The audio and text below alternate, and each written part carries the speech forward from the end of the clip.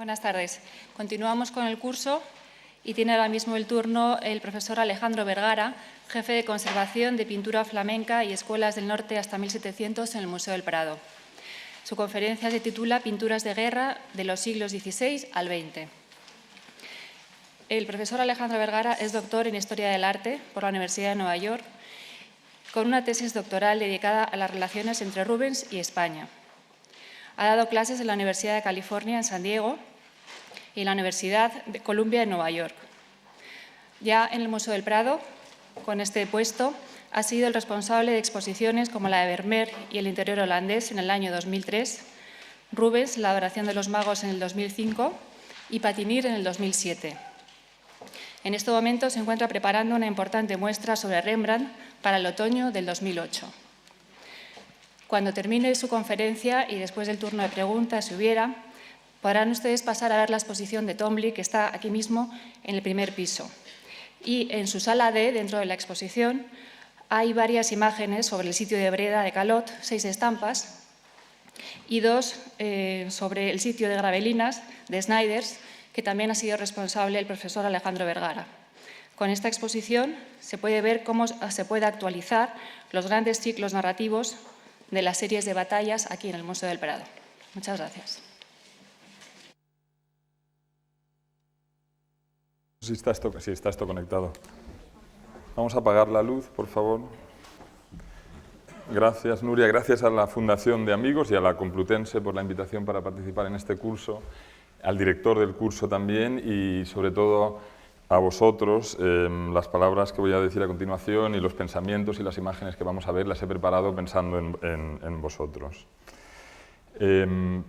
Voy a hacer un repaso muy diferente del que acabamos de oír. Va a ser muchas imágenes y espero que muchas menos palabras por imagen, porque si no, no acabaríamos nunca. Mi intención es un poco tejer una especie de gran tapiz o hacer una especie de gran mapa en el que tendríamos que depositar todas las representaciones bélicas, épicas y bélicas que se han hecho a lo largo de la historia de la pintura europea. He buscado imágenes que se alejen del museo, de hecho, más que se acerquen, y he buscado también imágenes diferentes de las que creo que enseñarán otros conferenciantes y de las que acabamos de ver. Mi intención, como digo, es hacer una especie de gran mapa en el que se deposite en el que se pueda depositar todo este tipo de representación y analizar y estudiar también un poco cuáles son las cuestiones que interesan a los artistas que han hecho estos y cómo funciona, de hecho, el lenguaje de la representación bélica. Vamos a ver sobre todo pintura, pero no solo pintura, veremos también algunas estampas y al final, llegando casi hasta nuestros días, algunas fotografías también de guerras más recientes.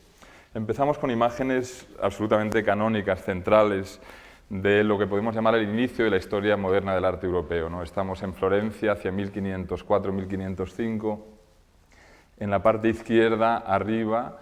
una copia de la batalla de Anghiari, que es un encargo que recibe Leonardo da Vinci hacia ese año para hacer una decoración al fresco en la sala del Gran Consejo del Palacio de la Señoría en Florencia. Un fresco que se pierde, al parecer Leonardo utiliza una técnica revolucionaria, como siempre está experimentando,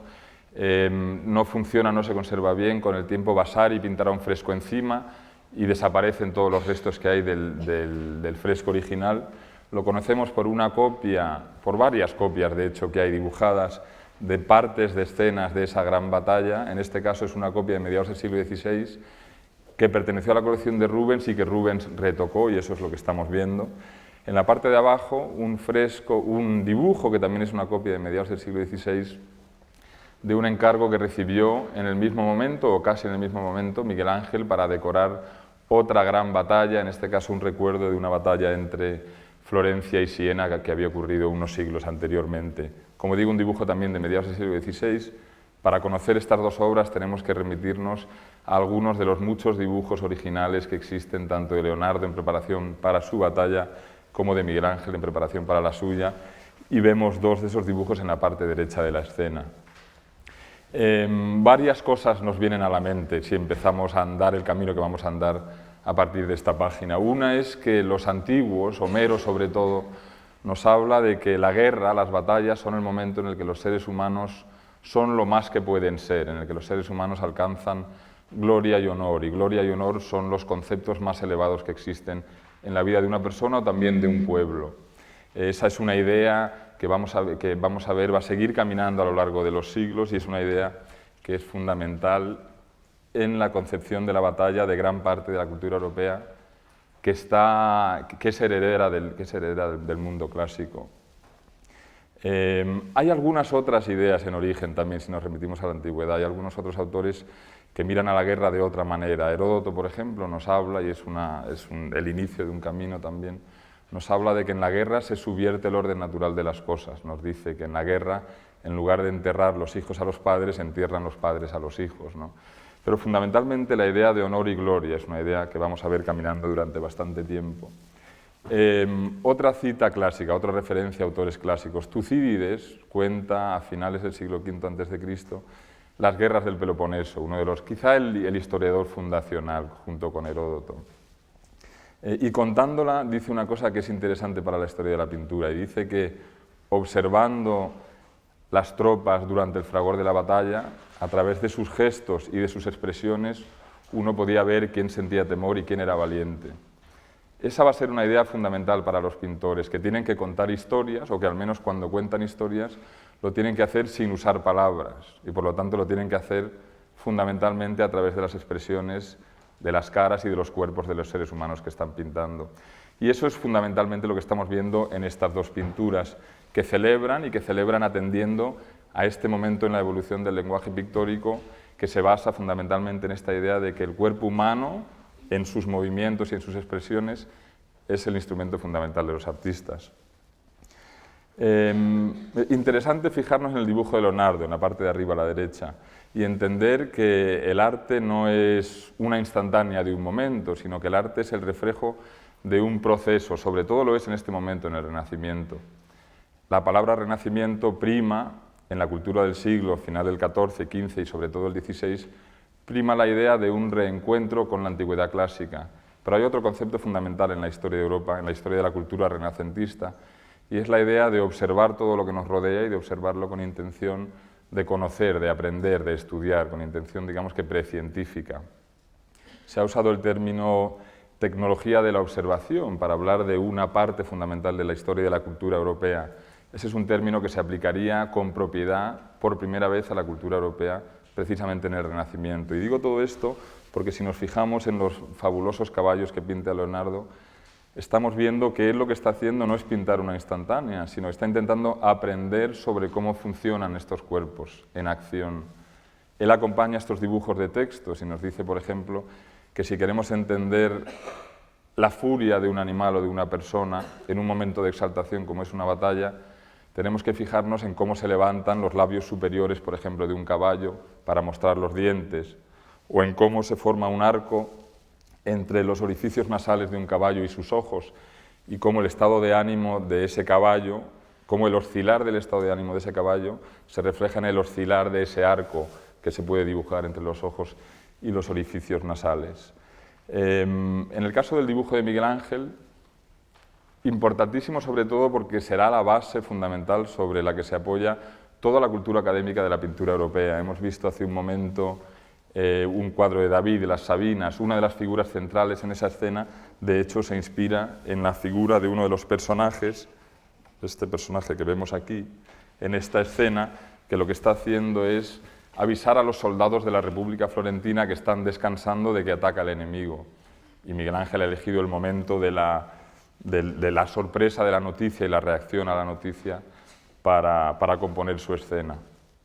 La forma en la que Miguel Ángel consigue dibujar el cuerpo humano, como digo, se convierte en la base de toda la cultura académica europea y en el modelo frente al que esa cultura académica tendrá que medirse durante muchísimos siglos.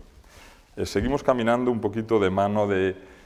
la cultura anticuaria o clásica o académica, se llamaría más tarde, y vemos dos escenas de Rubens, uno de ellos a la izquierda, la lucha de Aquiles y Héctor, y a la derecha otro cuadro que tiene que ver con una escena de la vida de Aquiles. El de la derecha está en el Prado, el de la izquierda está en el Museo de Pau, en el sur de Francia. Son dos cuadros que son modelos, o sea, estudios preparatorios muy terminados para tapices que Rubens hará en torno a 1620-25 aproximadamente. Pero que me interesan en este caso por seguir desgranando, entendiendo, analizando, estudiando, mirando un poco qué es lo que les interesa a los artistas de la guerra, ¿no? Homero escribe la Ilíada, que realmente cuenta muy pocos días de la guerra de Troya, cuenta unos 10 días aproximadamente, pero que es, como hemos dicho ya, el texto que glorifica la guerra por antonomasia. Hay una descripción muy detallada y muy violenta también de unas 300 muertes en ese libro. Aquiles se va a convertir en uno de los héroes fundamentales, referencia constante en la cultura europea, y una persona como Rubens, que no solo es culto, sino que es conductor de la cultura clásica y de la antigüedad, pues se va a fijar en él como lo hacen muchos otros. Y para hacerlo, para tejer una biografía, una vida del héroe, que es el protagonista fundamental de la cultura bélica, en tanto en cuanto la cultura bélica tenga protagonistas, porque llegaremos a un momento en el que ya no los tenga, para tejer esa vida o para completar esa biografía de Aquiles se tienen que referir a otros textos. La Ilíada no es suficiente, no da suficientes datos. Y hay muchos otros libros antiguos que sí los dan, como la Aquileiada, por ejemplo, y otros tantos, ¿no? Lo que nos cuenta Rubens en la escena de la izquierda es un momento que sí se narra en Homero, cuando Héctor ha matado a Patroclo, que es el íntimo amigo de Aquiles, y eso hace que Aquiles salga de su letargo y decida incorporarse a la batalla de la que se había retirado. Vemos el momento en el que Aquiles está ensartando la lanza entre la clavícula y los músculos del cuello, como describe Homero, de la figura de Héctor. Por detrás vemos a una diosa, Minerva, que es una diosa que nos habla de algo que a menudo va a suceder en las batallas, y vamos a ir viéndolo también. Y es que las batallas no son una lucha meramente entre humanos, sino que implican luchas más grandes, combates más grandes, batallas más grandes, entre cuestiones que en última instancia son mucho más importantes, que nos trascienden, ¿no? Para explicar esa noción, los antiguos y los conductores de la antigüedad, como lo es Rubens, por ejemplo, van a utilizar la figura o la metáfora de los dioses. La guerra entre troyanos y griegos es también una guerra entre Minerva y Marte. Minerva defendiendo a los atenienses o a los griegos y Marte defendiendo a los troyanos. Cuenta Homero que en el inicio de la lucha entre Héctor y Aquiles, los dos se tiran las lanzas y las lanzas caen al suelo, los dos fallan. Minerva ayuda a Aquiles a recoger su lanza, mientras que Marte, a quien vemos a la derecha, en la columna, una estatua de Marte, ha abandonado a su protegido y no le ayuda. El final de la batalla, por lo tanto, es entre un soldado con espada y un soldado mejor armado con lanza, ¿no? Algunas otras referencias a la historia. En la parte derecha de la escena, unos caballos con un carro, es una referencia a algo de lo que hemos oído hablar en la conferencia anterior, la idea de que la furia de Aquiles es tal, Aquiles es el héroe, pero también es el antihéroe, es una persona extremadamente violenta y una violencia que no tiene razón, que no se entiende, que el autor, que Homero no justifica en ningún momento, ¿no? Y uno de los momentos más violentos de la historia es cuando él decide no entregar el cadáver de Héctor muerto a su padre Príamo, como manda la costumbre, sino que decide atarla a su carro y se dedica a dar vueltas a las murallas de la ciudad de Troya para ir destruyendo el cuerpo en cada una de esas vueltas que va dando, ¿no? Una referencia a eso que nos ofrece Rubens.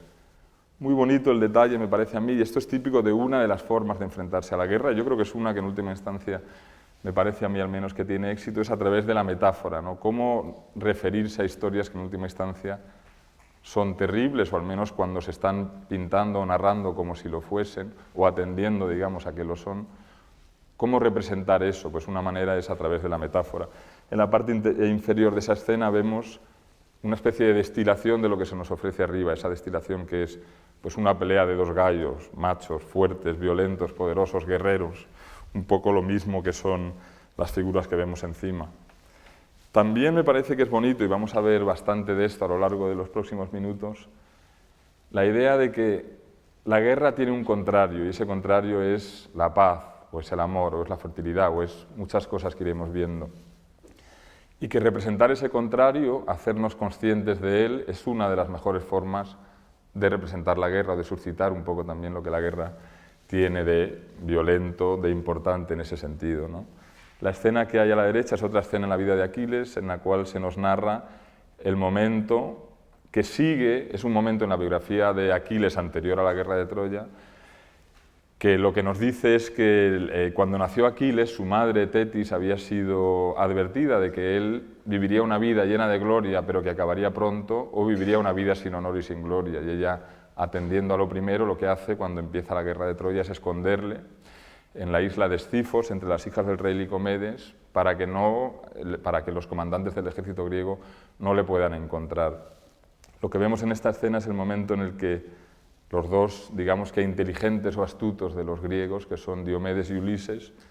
acaban de diseñar un truco para encontrar a Aquiles, y ese truco es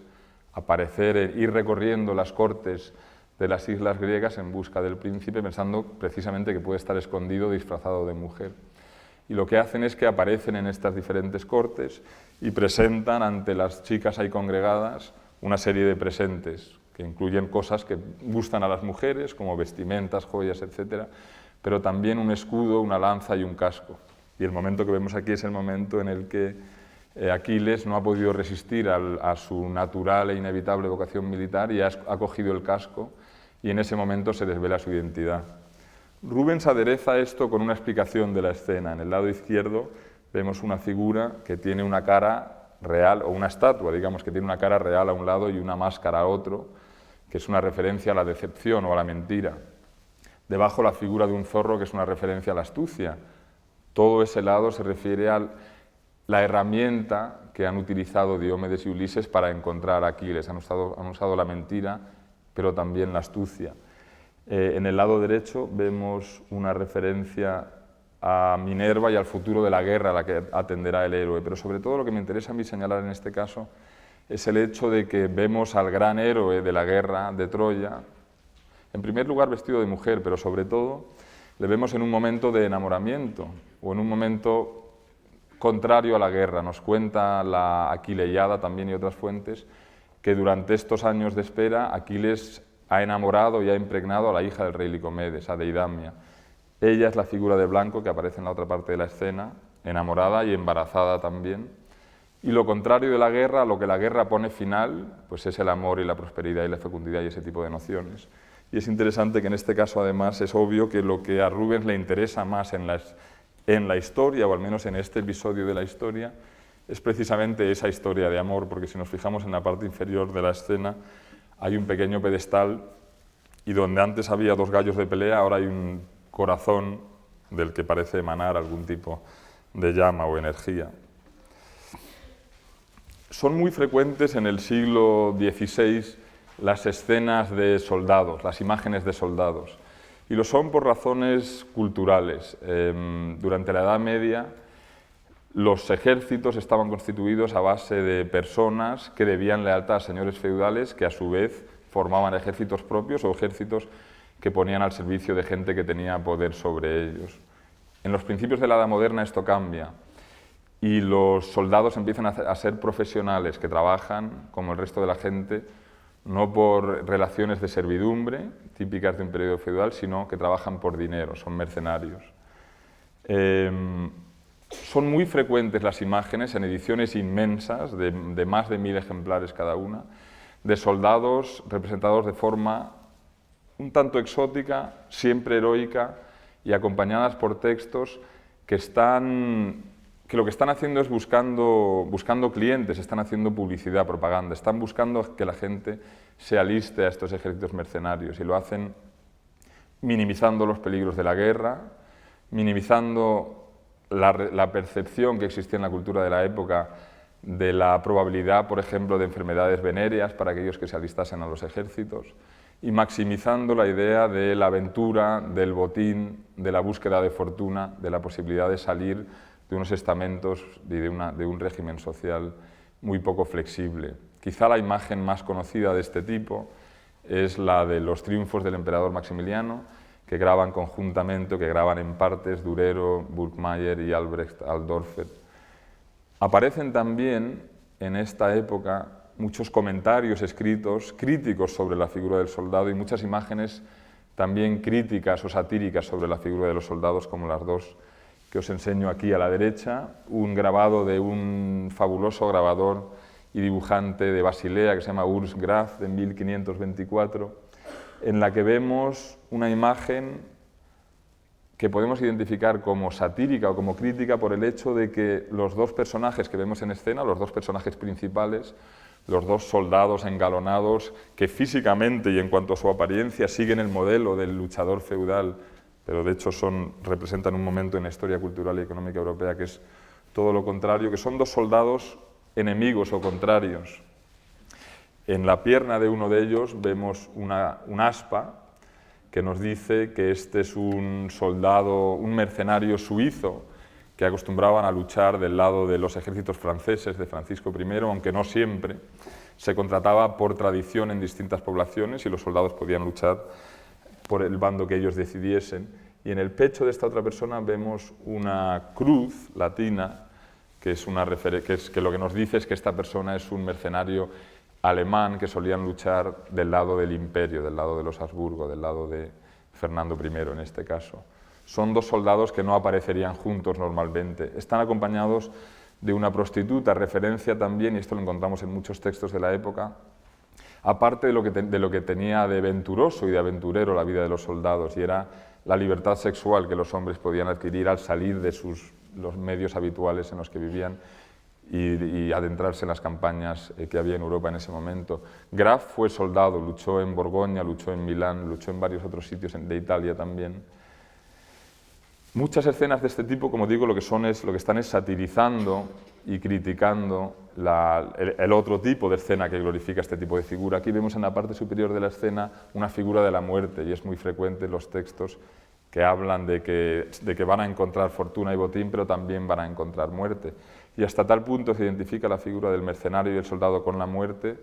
que en imágenes que tratan ya no de la guerra ni del soldado, sino de la muerte, la imagen del soldado se va a convertir en una de las metáforas principales para hablar de la muerte en la cultura visual del siglo XVI en Europa. Algo parecido en la escena de la izquierda, que es una estampa también anónima, que nos habla un poquito de lo mismo, ¿no? Con un texto que literalmente va describiendo lo que esta persona se va a encontrar, que no es lo que espera, que no es botín, que no es muerte, que no es botín, que no es victoria, sino que va a ser muerte. La muerte al final triunfa sobre todo, incluyendo sobre este tipo de personajes. Una cosa me llama la atención y quería ilustrarlo con esa mano que tanto me gusta, que es una estampa de Hendrik Holsius de un poquito más tarde, 1588, y es una cosa que nos cuesta encontrar y que yo he ido buscando en la pintura de esta época, en las estampas, en el arte que trata la guerra en general, y es la presencia de la experiencia de aquel que ha vivido la guerra. Urs Graf es artista, pero también ha sido guerrero, y lo es durante gran parte de su vida, ¿no? No lo vemos nunca, hay siempre una especie de velo entre arte y guerra. Y es una de las frustraciones, yo creo, cuando uno le pide al arte europeo de los siglos que vamos a repasar, le pide algo que nos acerque a esa experiencia, ¿no? La gente que estudia la pintura alemana del siglo XVI, a Durero sobre todo, pero también a otros, habla mucho de que es una de las pinturas de esa época en la que más se ve la presencia del autor. La presencia del autor, del artista que va cobrando protagonista, y Durero es el ejemplo máximo de eso. Durero que acaba autorretratándose como si fuese el creador máximo, en una imagen en la que parece Dios, parece Cristo. La presencia del autor a través de su mano, eso es un poco lo que al final del todo, lo que culmina en esa mano tan maravillosa de Goltzius, ¿no? Lo que hace que el artista es una persona especial, dotada, tocada por lo divino, creador, es su mano. Y sí que vemos presencia del artista en estas obras, pero vemos presencia del artista creador, nunca vemos la presencia del artista como una persona que está viviendo en un continente en el que ahora, más aún en el siglo XVII, al que vamos a pasar inmediatamente, pues la guerra es constante y lo abarca todo, ¿no?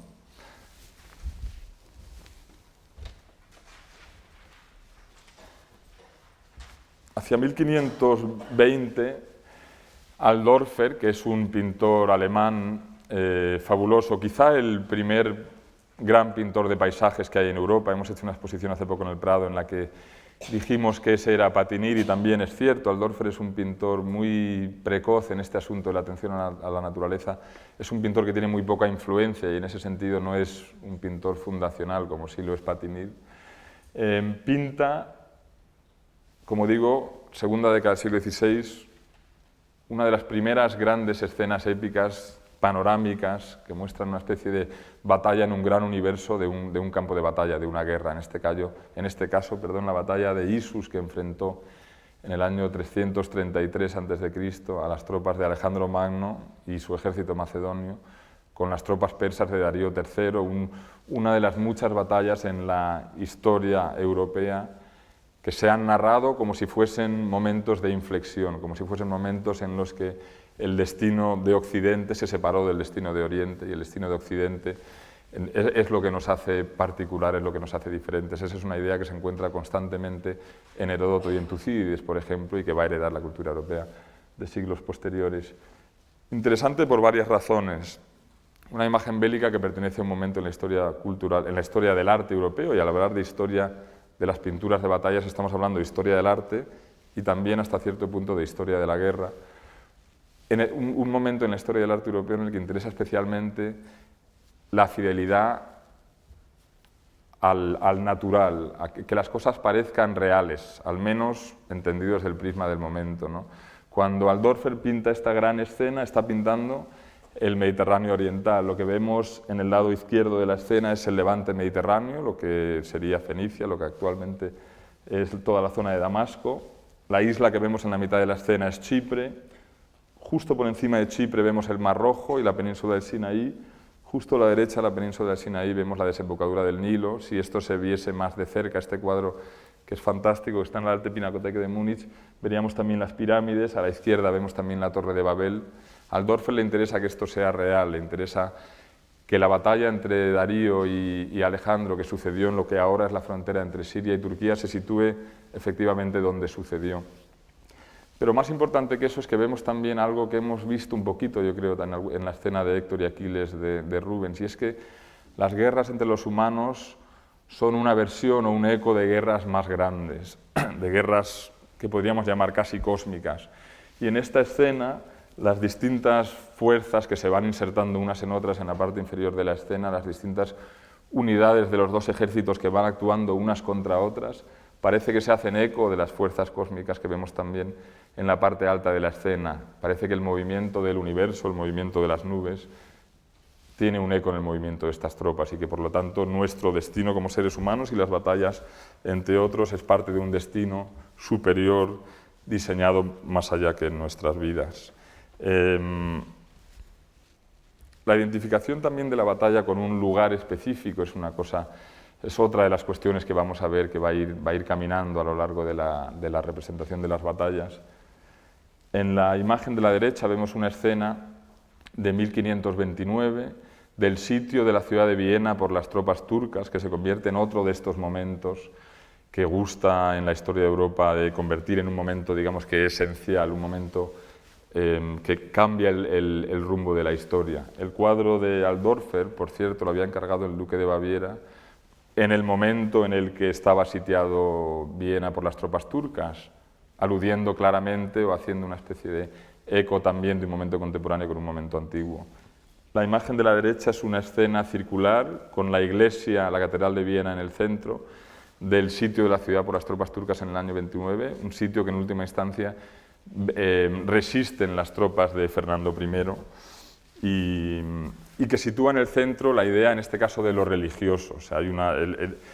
la guerra es una guerra entre culturas, entre civilizaciones, una historia obviamente recurrente a la que se refiere también esta escena. Hemos ido viendo que una batalla, una guerra puede ser una cosa específica, concreta, pequeña, una batalla entre sieneses y florentinos, por ejemplo, que ocurre en un lugar concreto a finales del siglo XVI, pero que también puede ser algo más grande, ¿no? Una batalla entre algo que se escapa a nuestras manos. En última instancia, y si estamos hablando de Europa en los siglos XV, XVI, en última instancia la gran batalla que se da en el mundo es la batalla entre el bien y el mal, y todas las demás batallas se insertan en esa. La visión de la vida, la visión del mundo que tienen los europeos de ese momento es una visión definida completamente por la filosofía cristiana de la vida, según la cual el mundo hay que entenderlo como una batalla entre el bien y el mal, o Dios y el demonio, que por lo que compiten es por conquistar nuestras almas, y eso se representa en pintura de muchas maneras y en muchas ocasiones, y se representa muy a menudo a través de la metáfora de lo bélico. Son también estos cuadros, o al menos algunos de ellos, como este de Van Eyck, que enseño al lado derecho, uno de Van Eyck y Taller se le atribuye, en el lado derecho de la escena, en el lado izquierdo, perdón, de la escena, que está en el Metropolitan de Nueva York hacia 1425 más o menos, en el que la batalla entre el cielo, con la figura de Dios sentada, y el infierno al que han sido condenados los pecadores, es una batalla que se libra a través de un ángel que está dividiendo el bien del mal o que está protegiendo al bien del mal, literalmente, espada en mano. Esa es la batalla fundamental y en esa batalla se insertan todas las demás. Las dos escenas del Bosco que tengo en pantalla, las tengo ahí para intentar explicar o para haceros entender hasta qué punto era una cosa absolutamente real, vivida prácticamente como experiencia, esta idea de la vida entendida como una lucha entre Dios y el demonio, el bien y el mal. En la escena de abajo, en ese pequeño círculo, vemos un detalle de la mesa de los 7 pecados capitales, y en esa mesa vemos a un enfermo moribundo en cuya cama, o justo detrás de él, en la trasera de la cama, vemos a un pequeño diablillo sentado, un pequeño demonio, negro, oscuro, sentado, que huye de la escena y junto a él a un ángel que se mantiene en escena. En este caso, es obvio que en esa batalla entre el bien y el mal ha salido victorioso el ángel, y ha salido victorioso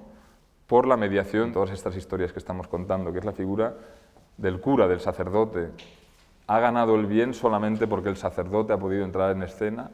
y ha podido impartir el sacramento de la extrema unción. Y el sacerdote lo que nos está diciendo en esta escena es que su presencia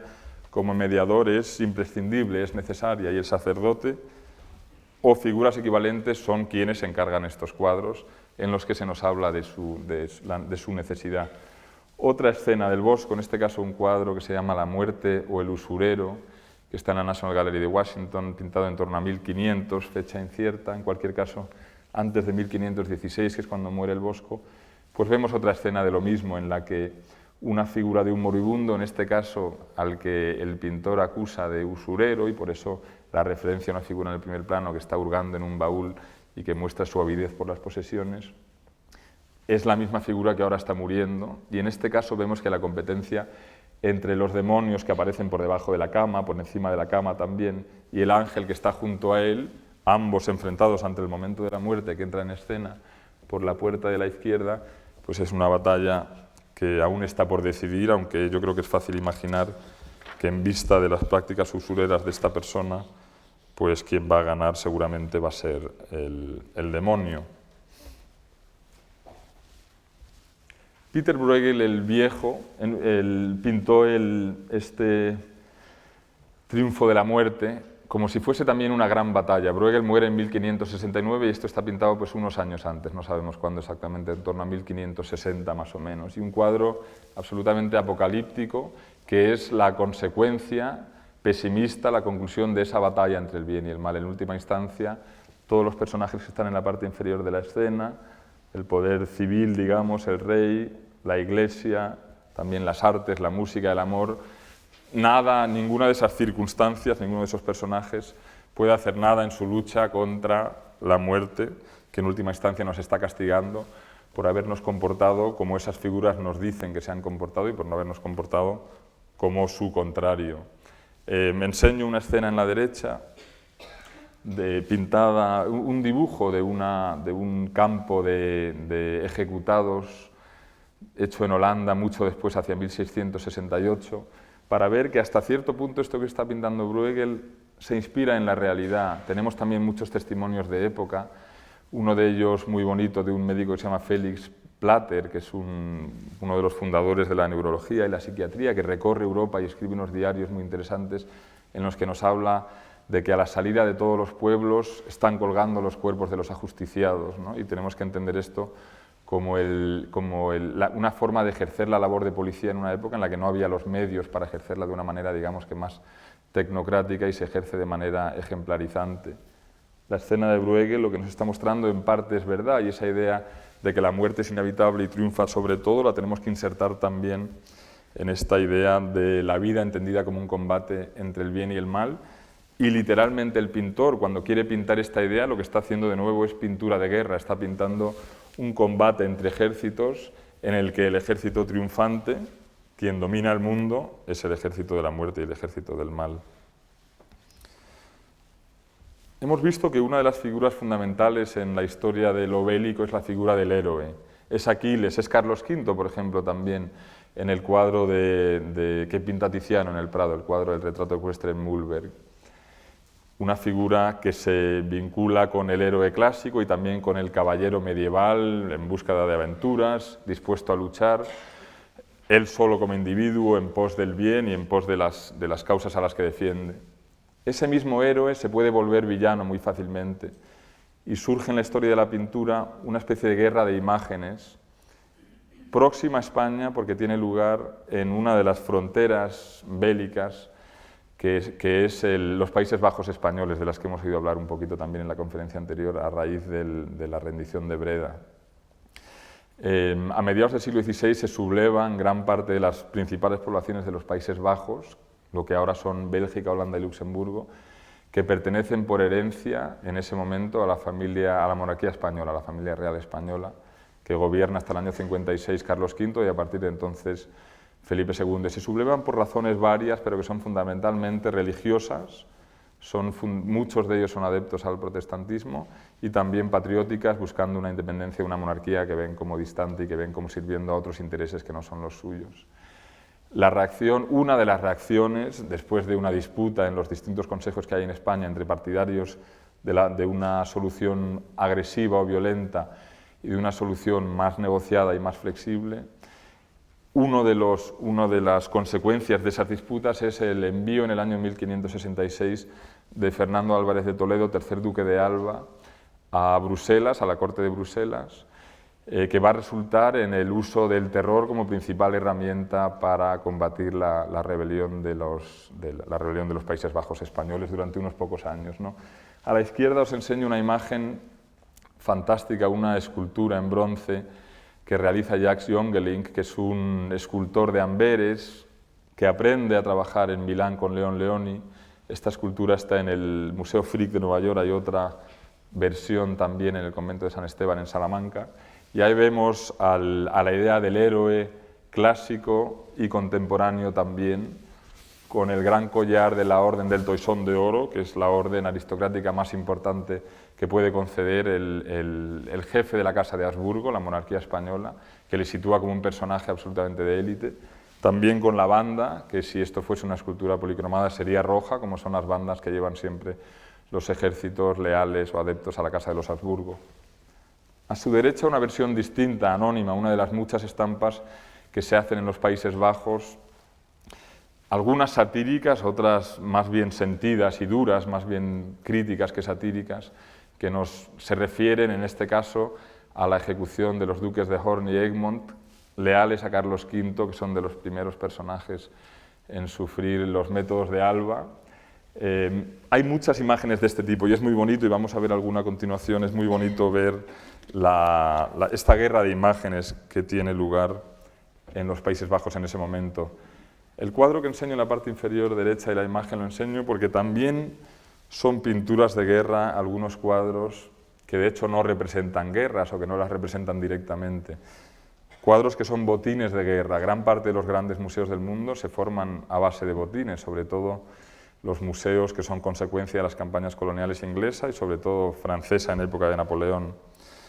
El Prado lo es menos, pero también lo es en parte, y os quiero leer un documento que nos habla de cómo entró el cuadro del Bosco, el Jardín de las Delicias, en las colecciones reales españolas. El documento dice lo siguiente: Peter Cole, que era conserje del Palacio de Enrique de Orange en Bruselas, se encuentra en un estado lamentable, tras haber sido hecho prisionero allí por negarse a entregar el cuadro del Bosco. Fue encarcelado en una de las cámaras de tortura en el Palacio del Kudenberg y en presencia de Vargas y de Del Río fue acusado de esconder propiedades de Enrique de Orange y de recibir correspondencia suya. El prisionero negó las acusaciones, fue elevado a gran altura con un peso de 250 libras colgado de sus pies. Le quemaron el cuerpo en varios lugares. La tortura que tuvo que soportar rompió todos sus huesos y quedó sin uñas en los pies y en las manos y sin piel en los brazos y en las piernas. Tras esta tortura quedó en prisión durante 18 meses. El siguiente dato que tenemos de la historia de este cuadro es de 1593, cuando se encuentra entre las ventas que el hijo ilegítimo, el duque de Alba, le hace a Felipe III en el Escorial, y el cuadro se incorpora de esa manera en las colecciones reales españolas. Avanzando en el tiempo, vemos esta imagen espléndida de Jacques Callot, que es un grabador, sobre todo dibujante también, de Nancy Lorena en ese momento es un ducado enemigo de Francia, aliado de los Habsburgo.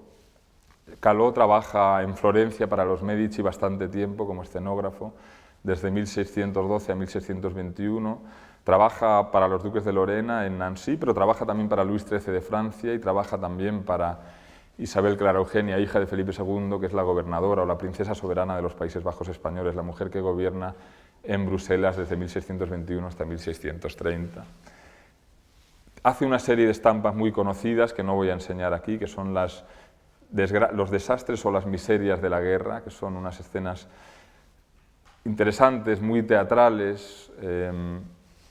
una serie de 17 estampas, creo recordar, que nos hablan un poco, que nos ofrecen un punto de vista, que es el de la población civil, podríamos decir, sobre los estragos que causan la dispersión de los ejércitos en las ciudades y en el campo europeo durante las largas campañas en las que no combaten fundamentalmente en invierno. Calò también realiza este dibujo que va a usar para hacer una estampa, un retrato ecuestre del duque de Lorena, y me parece a mí una escena fantástica por lo que tiene de expresión de algo que vimos también ya en la batalla de Anghiari de Leonardo, que es esa idea de la guerra entendida como un momento de máxima energía física, ¿no? Una cosa que vamos a encontrar también mucho más adelante, por ejemplo, en los manifiestos de los futuristas, que nos hablan de la guerra como un momento destructivo necesario para que la energía vuelva a arrancar un poco, para que el motor de vida vuelva a arrancar, hay que acabar con ella primero, ¿no? Yo creo que hay algo de sensibilidad hacia esa idea de la guerra como el momento y el lugar en el que lo físico se manifiesta en todo su esplendor. Algo de eso subyace a esta imagen, que en el fondo no es más, por supuesto, que una imagen propagandística de un gobernante europeo que sigue la larga tradición de los retratos ecuestres, que en última instancia se remite a la estatua de Marco Aurelio que Miguel Ángel había puesto en el Campidoglio en Roma.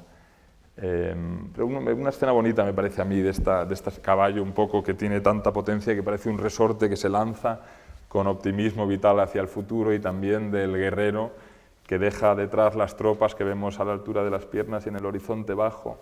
y que entiende la guerra como un momento que es expresión máxima de energía. Calò es muy conocido también por un proyecto que lleva a cabo a lo largo de varios episodios durante su vida, que son las grandes vistas topográficas de batallas. La escena que veis en la parte superior de la pantalla es una vista de la conquista de Breda. Hemos visto una de las consecuencias de esta imagen, que es las lanzas de Velázquez. Estas tres obras, tal y cual las vemos aquí, están ahora mismo expuestas en una sala en este museo junto a la exposición de Twombly, es bonito verlas.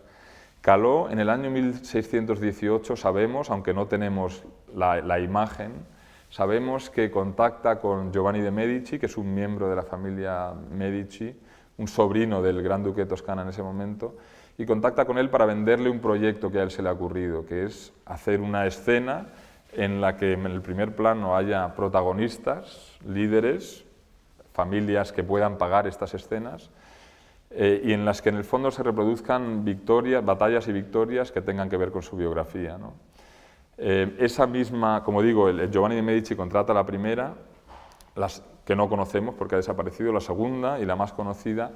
es una que le contrata, suponemos que Isabel Clara Eugenia o quizá Ambrogio Spínola, marqués de los Balbases, a raíz del sitio de Breda, que tiene lugar en 1624. 2 años después sabemos que Calò está trabajando en esta imagen. Insisto de nuevo en la idea de que es el artista el que va al comitente con su proyecto, el que va, perdón, al gobernante con su proyecto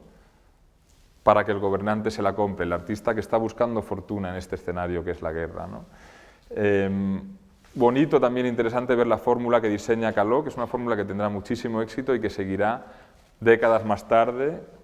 sobre todo Peter Snyders, en estos 2 cuadros, por ejemplo, que datan los dos de 1652-53. La fórmula consiste, como he dicho, en una escena en el primer plano, en la que se ven anécdotas que nos remiten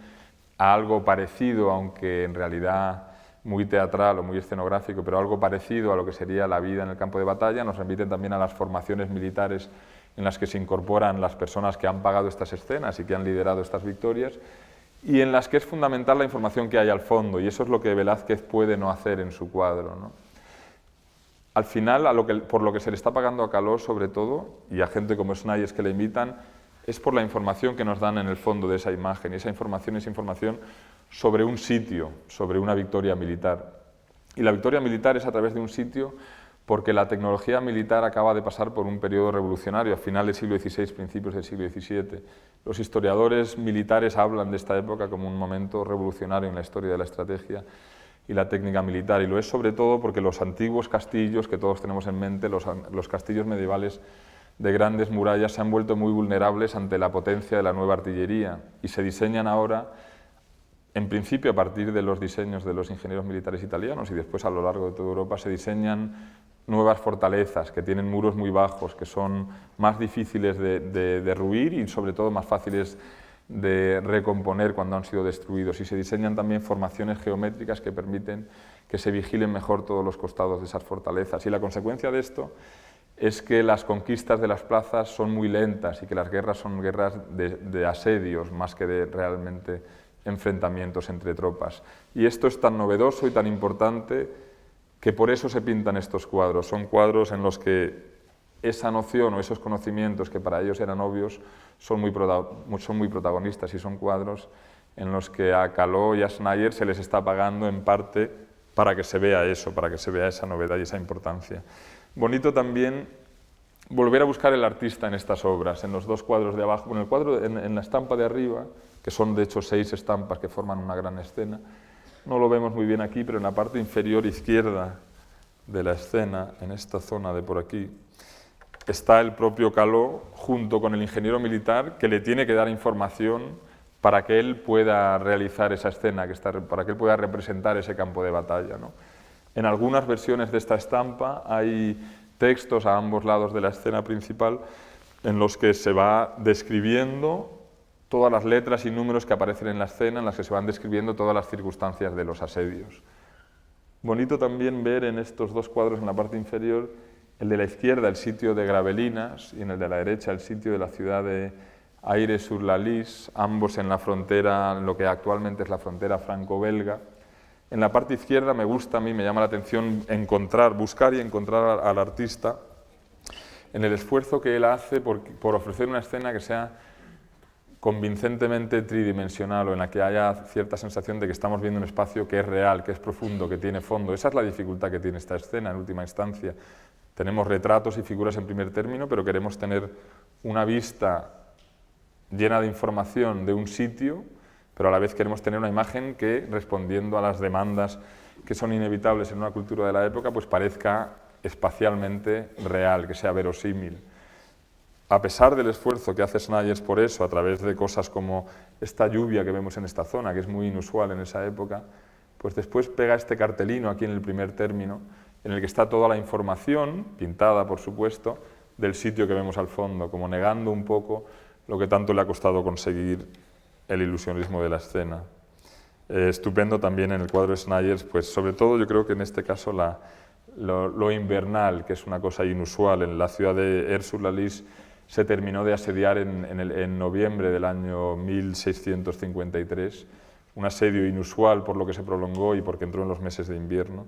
y por lo tanto dio pie a que Snyder hiciese una cosa inusual también, que es pintar el invierno.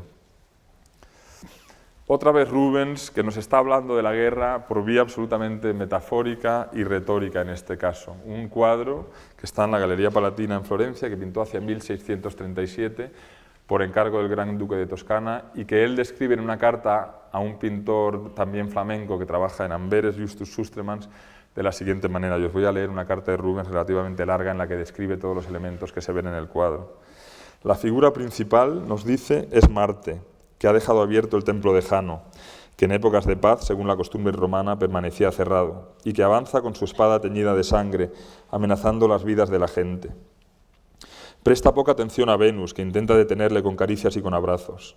La furia, Alecto, con una antorcha en la mano, tira del dios, y junto a ella hay monstruos que personifican la peste y el hambre, compañeras inseparables de la guerra. En el suelo yace una mujer con un laúd roto. Representa la armonía, que es incompatible con la guerra. La madre, con su hijo en brazos, indica que la fecundidad, la procreación y el cuidado son derrotadas por la guerra. Si recuerdo correctamente, sigue Rubens en su carta,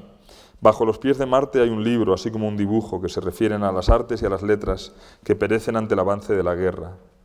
La mujer que clama hacia el cielo es Europa, que ha sufrido destrucción y miserias innombrables durante tantos años. Una cosa que no menciona Rubens es que a través de las piernas de las figuras al fondo de la escena, aquí, vemos una escena de batalla. Y otra cosa que no menciona del todo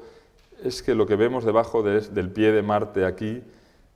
es un dibujo que representa las tres gracias, las tres diosas que Rubens pintó en varias ocasiones, entre otras en el cuadro del Prado que os enseño ahí en la parte inferior derecha. Varias cosas a tener en cuenta. Una es que tenemos que entender este tipo de idioma como una especie de diálogo entre dos realidades. Una es la de la batalla real, una batalla, la que sea, que es la que se representa en ese pequeño detalle a través de las piernas de los combatientes. La batalla real, de hecho, es la secundaria, es la menos importante, y lo que vemos en el primer plano es un eco en el cual solo queda lo que de ella es importante, y lo que de ella es importante son ideas, son categorías. Y así es como está pensando Rubens en estos temas. Y esas categorías, ¿cuáles son? Pues la que acabamos de leer, son destrucción sobre todo, y son destrucción de todo aquello que es hermoso. Y son destrucción, entre otras cosas, de ese dibujo que nos ayuda a entender también por contraposición qué es para Rubens en un cuadro como este la guerra. La guerra es justo lo contrario de lo que está pisando. La guerra es lo que destruye aquello que está pisando. Y aquello que está pisando es una idea también que es muy central en el arte y en la cultura de Rubens, que explico a través de las dos imágenes que tenemos en la parte inferior. En el lado izquierdo es un cuadro que está en el Museo de Amberes, que representa el momento en el que la lascivia, el deseo o la lascivia, representada a través de la figura de un sátiro, se acerca, casi como Dios en el juicio final de Miguel Ángel, y va a tocar con un dedo a la figura de la diosa del amor, que está acompañada por su hijo a veces, o en algunas fuentes, su hijo que es Cupido, que es Venus, que representa el amor y la belleza. Y el momento en el que la figura de la lascivia o el deseo toque al amor o la belleza, en ese momento va a surgir la vida. La vida es una conjunción de estas diferentes cuestiones, amor, belleza, pero también deseo. Y la vida es la expresión máxima de la vida que va a dar lugar el momento en el que el sátiro toque a Venus, es precisamente lo que vemos en las tres gracias. Ese es el momento: fecundidad, belleza, amor, procreación, generación de nueva vida. Eso es precisamente lo que destruye la guerra, y a través de su lenguaje metafórico es lo que Rubens nos está contando. Hemos hablado hace un rato de la guerra de imágenes, que es parte del conflicto bélico, o del conflicto general, digamos, que ocurre en el norte de Europa desde mediados del siglo XVI, más o menos, entre la monarquía española, representada por Isabel Clarogenia y por la corte española de Bruselas, y las provincias unidas del norte de los Países Bajos, lo que conocemos como Holanda, un país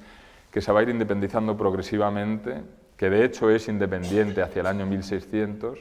y cuya independencia se va a consolidar de jure mediante un tratado de paz, la paz de Westfalia o de Münster, en 1648. Hay unas décadas ahí en las que hay constantes, bueno, más que constantes, hay conflictos intermitentes, entre ellos los de Breda y Gravelinas que hemos visto, y en las que hay también una guerra de imágenes que es muy interesante de seguir. Os enseño aquí en pantalla dos imágenes que vienen del frente holandés, digamos. En la parte superior, una de un pintor que se llama Dirk van Denen, de hacia 1640 aproximadamente, que es una reunión de los Estados Generales en La Haya, una reunión de la corporación que gobierna los Países Bajos del Norte, en un gran salón decorado con todas las banderas que han conseguido capturar en sus victorias contra las distintas tropas españolas, tanto por tierra como por mar. Todo lo que vemos ahí son insignias de Carlos V, insignias con la cruz de San Andrés de Borgoña, son insignias con el toisón de oro, etc. Es una especie de escenificación posbélica del triunfo bélico de una sociedad que se siente absolutamente orgullosa, y que ese orgullo en esa sociedad es motor de prosperidad y de futuro, orgullosa por haber vencido al gigante militar europeo en ese momento, que es la monarquía española. En la parte de abajo, otra escena también muy interesante de Adrian van de Bene, que es un pintor importante, conocido, holandés, pintor y grabador también. De los pintores holandeses del XVII, curiosamente es el más flamenco en cuanto al lenguaje pictórico, el menos naturalista o el que menos sigue la moda de sus contemporáneos, que en el año 1612 y a raíz de una tregua, una paz que han firmado los del norte con los del sur, la monarquía española con los diputados de las Cortes Generales de los Países Bajos holandeses, pinta una escena satírica que llama Pescando almas, en la que enfrenta un poco a las dos civilizaciones o las dos culturas. En el lado izquierdo, los holandeses, con el príncipe Federico Enrique de Orange, a quien apenas vemos en esta diapositiva, pero en esta zona, con digamos que una escena, un cielo menos tormentoso, más iluminado que el del lado contrario, y con un árbol frondoso y verde que contrapone a un árbol seco en el lado contrario de la escena. Y en el otro lado, los archiduques, Isabel Clara Eugenia, hija de Felipe II, y su primo Alberto de Austria, digamos que en el lado también, en el lado español o de los Países Bajos meridionales españoles, la corte de Bruselas. El lado del bien tradicionalmente es el lado derecho de la escena, también el lado que ocupan los holandeses, y el lado del mal, digamos que en este caso sería el lado contrario, el lado de los españoles. Pinturas de guerra, otras dos pinturas de guerra en este sentido del que estamos hablando ahora, de pinturas en esta guerra de imágenes. En el sur, en la corte de Bruselas, que es una de las grandes cortes desde el punto de vista del coleccionismo y de la cultura cortesana europea del momento, emergen imágenes como estas, que están respondiendo y atacando al mismo tiempo, y tenemos que entender que este tipo de imagen solo es lo mejor de lo mucho que se produce muchas de estas imágenes en estampas que tienen muy poco mérito artístico. En el lado izquierdo de la escena, una imagen de en torno a 1615 también de un artista que se llama Van Stalvent, en la que vemos a una serie de personajes sofisticados y cultos que lo que pretenden representar es precisamente eso, la nobleza,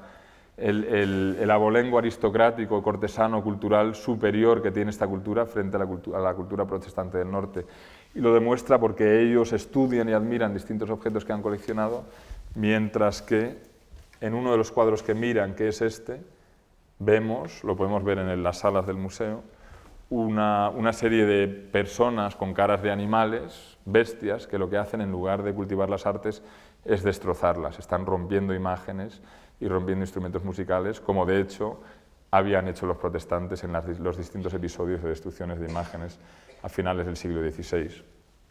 Aunque no lo parezca, también ese cuadro de Jan Bruegel y Rubens es parte de esta guerra de imágenes, y lo es porque, como respuesta a la destrucción de imágenes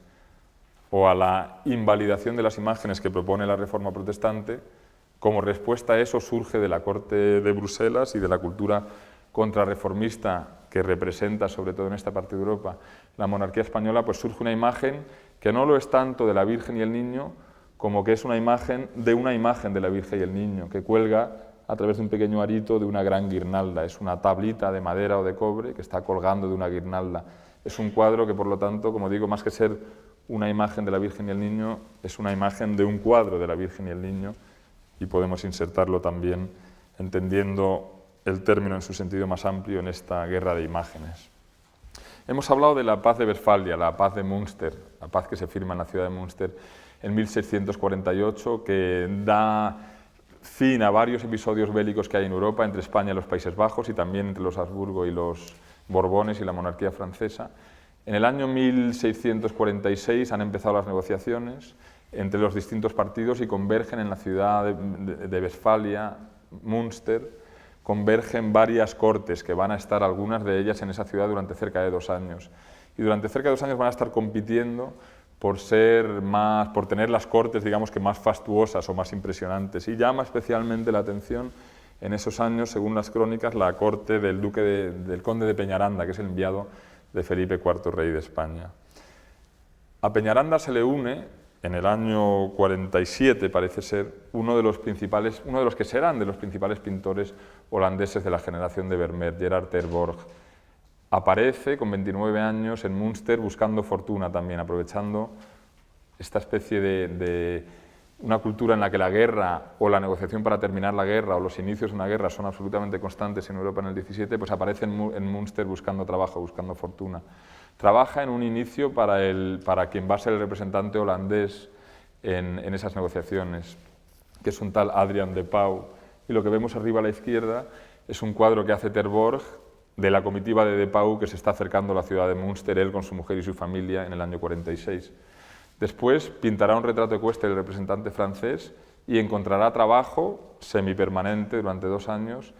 en la corte de Peñaranda, retratará a muchos caballeros españoles o con aspecto español y pintará una pequeña escena, que es la que vemos a la derecha, que pertenece a la National Gallery de Londres, pero curiosa y sintomáticamente está en préstamo siempre en la parte histórica del Rijksmuseum de Ámsterdam, como un cuadro históricamente importante para los holandeses, porque ese es el momento en el que se reconoce el triunfo de la guerra que llevaba cerca de un siglo en marcha. Ahí pinta Ter Borch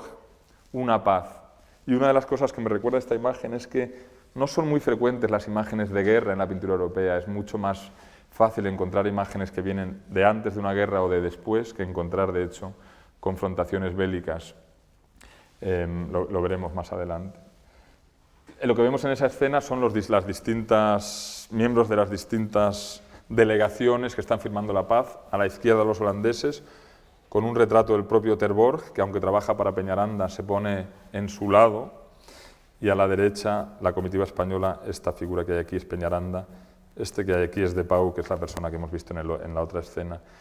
Se multiplican muchísimo este tipo de imágenes a raíz de la firma de la paz de Münster.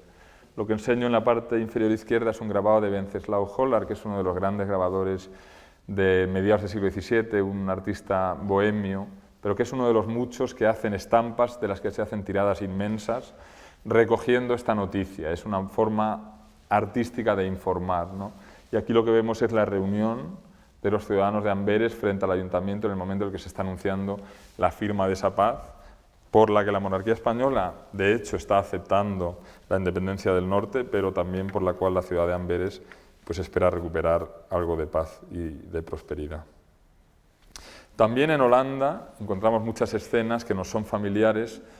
y que son raras o difíciles de explicar y cuya explicación tiene que ver también con una especie de eco distante de la guerra y de la guerra precisamente contra España. Son las compañías de milicianos, de las que hay muchísimas. En la parte de arriba enseño una de Pieter de Code y Frans Hals, y en la parte de abajo una de Bartholomeus van der Helst, dos de los autores importantes de este tipo de milicias inmensas, cerca de 5 metros de largo, es fácil de verlas en el Rijksmuseum en Ámsterdam sobre todo. Estos son una especie de clubs masculinos en los que los ciudadanos ilustres de Ámsterdam y de distintas ciudades holandesas lo que hacen es reunirse para recordar y para recordar a otros el momento en el que su pertenencia a milicias y su lucha con los españoles era real, ya no lo es, ¿no? Entonces no es más que una especie de eco que lo que les recuerda es el motivo por el cual ellos pues, deben y pueden sentirse orgullosos y el motivo en el cual se fundamenta su prosperidad.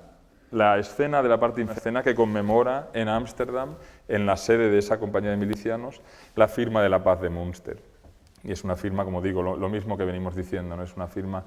es un momento en el cual ellos celebran orgullosos lo que han conseguido y celebran la promesa de nuevas conquistas, sobre todo en el terreno económico. La ronda de noche no es más ni menos tampoco que una de estas escenas. Es una compañía de milicianos que sale del club, digamos, y sale hacia el exterior para pasear con orgullo ese recuerdo de una actividad militar que ya no existe por la ciudad. Lo que hace Rembrandt es incluir una pequeña referencia, algo más concreta de la que han hecho otros artistas, a ese pasado militar, y lo hace a través de recoger de esta o de otras estampas parecidas que daban instrucciones concretas sobre el uso de material militar a los ciudadanos. Esta es una estampa de Jacques de Hain de hacia 1607 y en ella vemos distintos momentos en los que se utiliza un arcabuz en este caso, pero hay muchas otras como esta para utilizar lanzas o espadas u otro tipo de arma. Varias de las escenas que vemos aquí aparecen en el cuadro de Rembrandt. Este personaje, por ejemplo, está cargando de manera no muy diferente a como está cargando este. O este personaje, a quien apenas vemos el casco y una pierna, está apuntando de manera no muy diferente de este personaje que vemos aquí. O sea que Rembrandt ha hecho lo que hace tantas veces en su carrera, que es naturalizar una escena en la que ha incorporado muchos elementos simbólicos y en la que hace una referencia un poquitito más concreta de la que hemos visto en otras escenas al origen militar de esta especie de asociaciones o reuniones que eran tan frecuentes y tan importantes o tan nucleares en la vida de los holandeses del momento. Hacia 1730, Tiepolo decora uno de los palacios próximos al Gran Canal en Venecia, la Ca' Dolfini se llama, que pertenece a la familia Dolfini. Le encargan a él, para decorar este salón que vemos aquí a la izquierda, una serie de escenas que aluden al pasado romano, que ellos entienden de manera muy retórica, y una retórica ya entendemos como casi vacía por lo que tiene de distante en este momento, alusiones o en lo que buscan paralelos en su propia historia con episodios de la historia de los romanos. En este caso, lo que pinta Tiepolo es la batalla, la conquista de Cartago por Publio Escipión en el siglo II a.C. Una escena muy típica del Tiepolo joven, del mejor Tiepolo seguramente, es un cuadro que está en el Metropolitan en Nueva York. Una escena a la que se ha acusado como un cuadro típico de Tiepolo de tener, como acabo de decir yo también, de tener una retórica ya vacía. Tiepolo es un pintor muy denostado, yo creo que es un pintor cuya virtud es un poco la absoluta facilidad que tiene para manejar las armas que tiene a su disposición un pintor que puede aprender ya de toda la tradición renacentista y de toda la tradición barroca, que no es poco decir, ¿no? Y que lo hace con suficiente gravedad como para no perder algo de autoridad o de peso. A Tiepolo le acusan los críticos, sobre todo a principios del siglo XX, gente como Berenson o Roger Fry le acusan de banal. Y cuando se le defiende diciendo que la banalidad no es suya, sino que es de su época. Y eso nos interesa a nosotros porque vemos el recurso a batallas de la antigüedad como algo que nosotros también podemos entender como excesivamente repetitivo y distante, ¿no? Yo, sin embargo, veo en este cuadro un uso convincente de una imagen un tanto romántica de la antigüedad, como el pintor está velando esta escena de la historia antigua de nostalgia, y la nostalgia se convierte en algo realmente apetecible. Yo veo que hay algo tentador por vía estética en este caso, en ese pasado que él nos presenta, y que qué contraste más fuerte el de la guerra que representa con el escenario que va a ocupar ese cuadro y que va a ocupar ese tipo de discurso, ¿no? Seguimos avanzando en el tiempo y llegamos a otra imagen de Jacques-Louis David, en este caso un cuadro un poco posterior a los que hemos visto en la conferencia anterior, un fabuloso retrato ecuestre de Napoleón, que pinta curiosamente por encargo del rey Carlos III de España, que lo que pretende obviamente es ganarse la amistad del personaje a quien vislumbra como enemigo. Napoleón, pintado por David, siguiendo una larga tradición, hemos visto alguna imagen, pongo aquí otra, pero podríamos poner muchas. Esto es una imagen de Luis XIII por Caló, en la que la imagen del gobernante controlando, dominando a su caballo se ha convertido en la metáfora absolutamente conocida y aceptada de la persona del gobernante que es poderoso, que es capaz y en el que existe un eco también de un momento guerrero. Napoleón es generalísimo de los ejércitos de la Revolución Francesa en este momento y se le pinta a David con unas alusiones a otras personas que han atravesado los Alpes y han entrado en Italia, como lo está haciendo él en esta escena que le permitirá luchar contra las tropas austriacas y ganar en Marengo. Y le pinta en una escena que yo entiendo también como culminación de una retórica a la que David consigue dotar de suficiente energía como para que sea convincente, ¿no? Es un gran resorte que nos hace a nosotros y lo que es más importante, a las tropas que tiene detrás, pues creer en su capacidad para conducir al caballo y a todos los que estén dispuestos a seguirle, conducirle a las cotas literalmente y muy concretamente más altas, ¿no? Una especie de canto del cisne, pero claro, es un canto del cisne que representa a una persona que no lo es, porque su poder y su capacidad militar pues fue absolutamente sin precedentes o casi sin precedentes en la historia europea. Es interesante ver la secuencia de imágenes de Napoleón que va pintando David, en la que en los años posteriores a este retrato empiezan a aparecer imágenes de Napoleón burócrata gobernando junto a una mesa con papeles, y un poquito más tarde empiezan a aparecer las imágenes de Napoleón emperador, Dios, unas imágenes más de Ingres que de David en este caso, realmente sorprendentes. Y es importante también, interesante también ver la imagen del pintor de guerra, o sea, ver la vida del pintor de guerra como una vida que es paralela a la vida del héroe de la guerra. La vida de David corre paralela con la vida de Napoleón. David se exilia cuando cae Napoleón en el año 15, va a Bruselas, sigue siendo un pintor importante y productivo, pero no vuelve a París y muere en Bruselas en 1825. Interesante también pensar en David como un personaje cuya vida es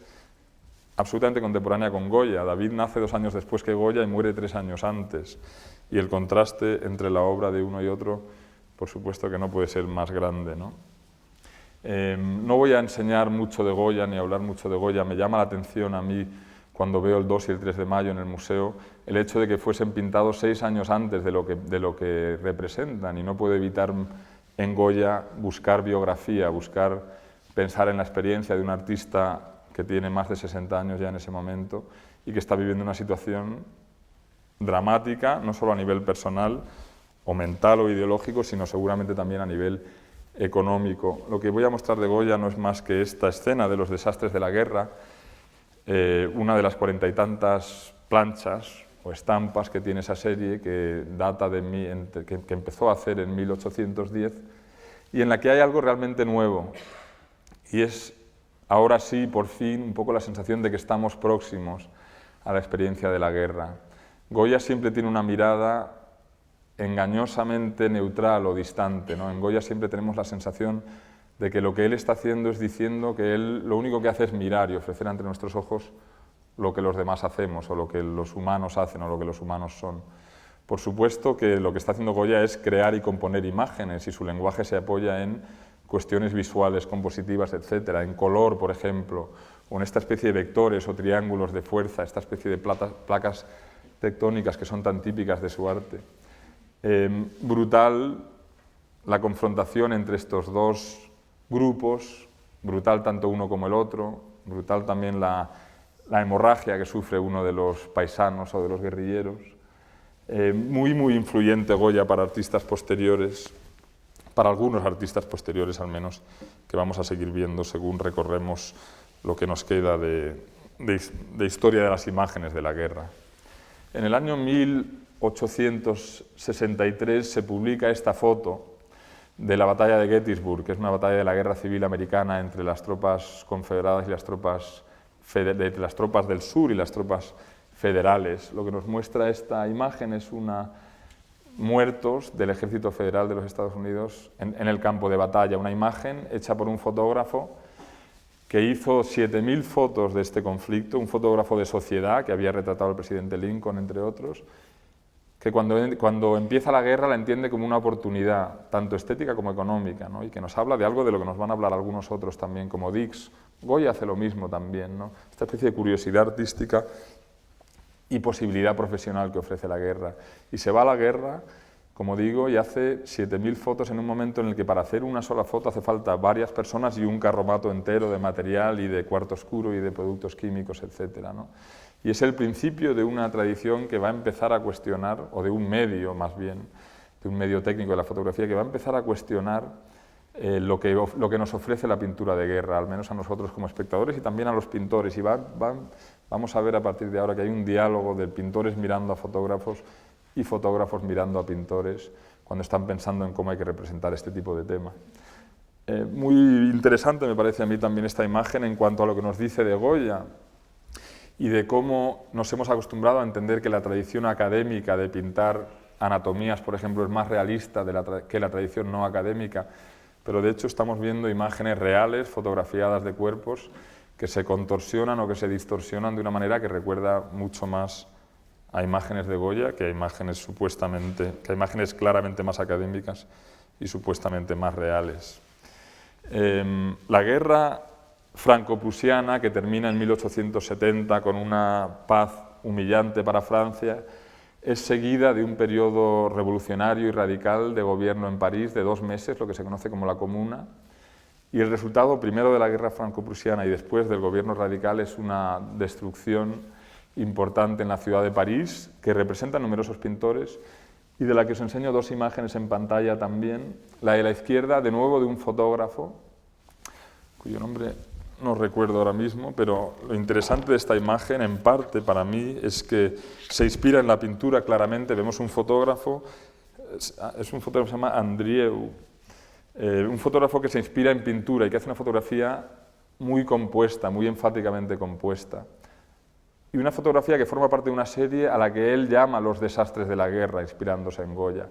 y que él hace también como proyecto económico con la intención de ganar dinero. Y es una serie de imágenes muy bonitas, muy interesantes, de una ciudad muy despoblada, completamente destruida por la guerra, pero una destrucción que el artista, muy presente en estas obras, en estas fotos, convierte en una experiencia, en última instancia,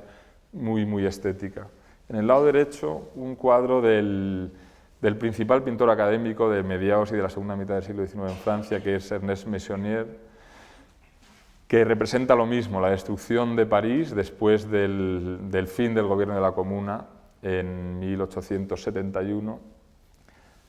y que en cierto modo se parece a la fotografía, pero que también es diferente. Y lo que está haciendo es una cosa que vamos a ver que va a hacer la pintura en su discurso y en su desafío a la fotografía a partir de ahora, que es recurrir al lenguaje de lo alegórico, que es un lenguaje desde la pintura muy manipulable.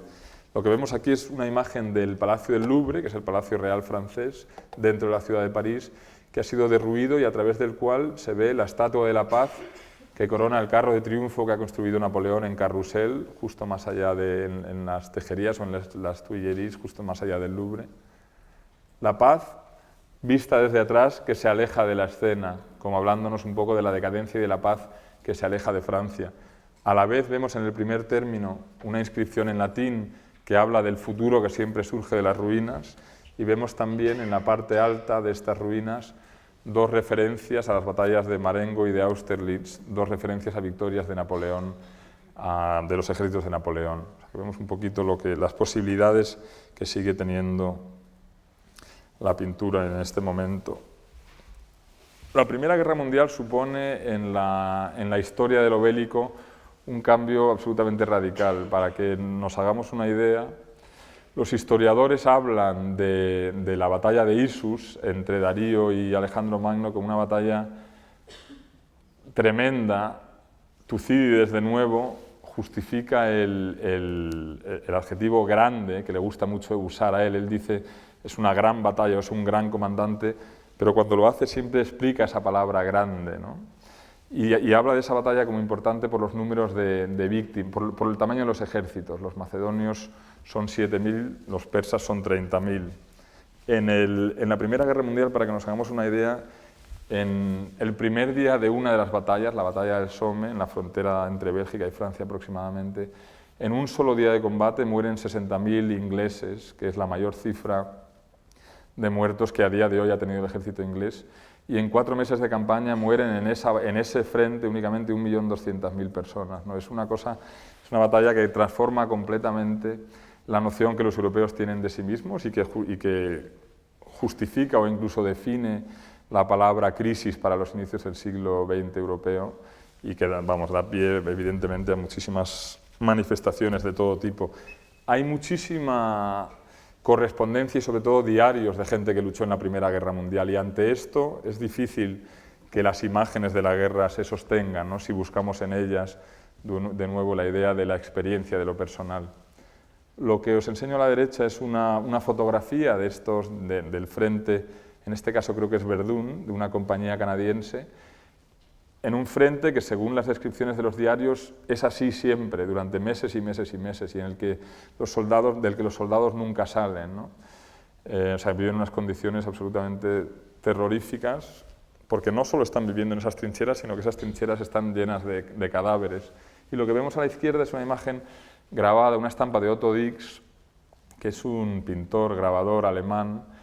que se alistó en la guerra por curiosidad, dice él, no por veneración de la guerra, como sí existen otros ambientes europeos en el momento, pero él habla de por curiosidad, por conocer lo que puede ser ese tipo de experiencia, que luchó en el Somme, que fue condecorado, que volvió a ser llamado a filas en la Segunda Guerra Mundial. En el año 23 hace una serie de estampas inspiradas en la serie de los desastres de la guerra de Goya también, en las que reproduce su experiencia como soldado, o en la que destila, digamos, en representaciones su experiencia como soldado durante la Primera Guerra Mundial. Lo que vemos aquí es una compañía de soldados que cargan con algo, que parecen ser partes de una gran pieza de artillería, que atraviesan la escena de la parte superior izquierda a la parte inferior derecha, que parecen atravesar, que parecen caminar por un lugar que no tiene principio ni tiene fin, que parece que van a seguir caminando siempre, que caminan sobre un lugar que tiene un perfil, que parece una colina o un gran cráter, pero que si miramos más de cerca vemos que son todo cuerpos humanos apenas esbozados, pero algunos parecen inflamados, como sucede con los cuerpos muertos, o que algunos parece que tienen muecas que les hacen parecer realmente bastante observados. Vemos también que lo que hacen estos personajes es pues, medir con cuidado